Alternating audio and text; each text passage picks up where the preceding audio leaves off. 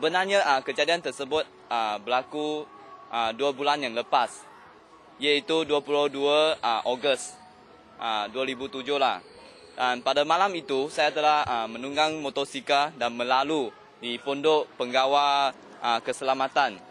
Pada ketika itu pengawal keselamatan telah tahan saya dan meminta saya buka beg untuk mereka diperiksa oleh mereka lah.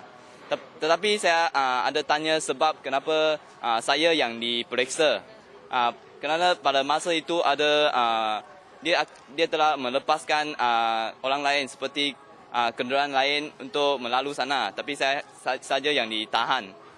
Saya pun tanya sebab, tapi pada masa itu dia tidak dapat memberikan satu sebab yang mudah sabar untuk saya, dan saya enggan membuka beg untuk mereka periksa lah.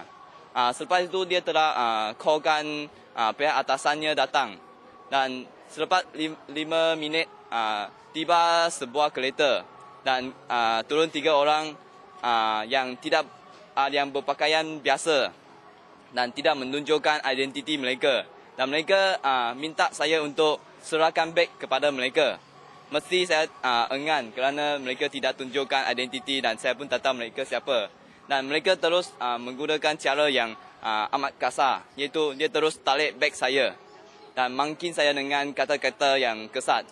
Dan masa itu dia terus buka beg itu untuk periksa dan ambil barang saya, iaitu buku nokta yang simpan dalam beg itulah.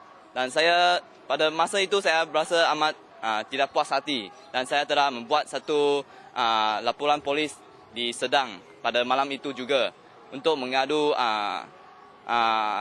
pihak keselamatan menggunakan cara yang kasar terhadap saya. Mereka menyatakan saya telah melanggarkan tata tertib pelajar-pelajar UPM, iaitu menghalang atau mengganggu pegawai untuk menjalankan tugas. As he mentioned, it is too short notice to look into the charges.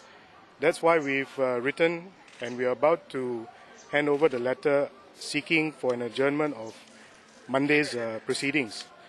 I wouldn't want to go into the legal aspects of it at the moment, but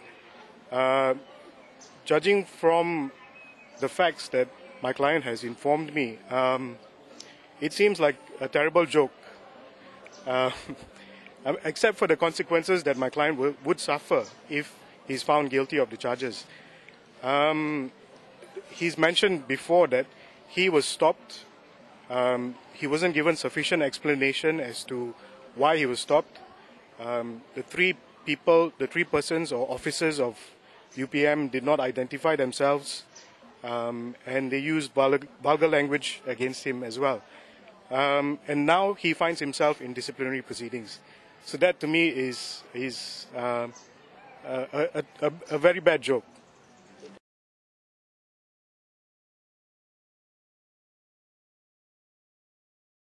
There are a number of consequences. It can be as little as a fine or warning. It can be expulsion. It can be suspension.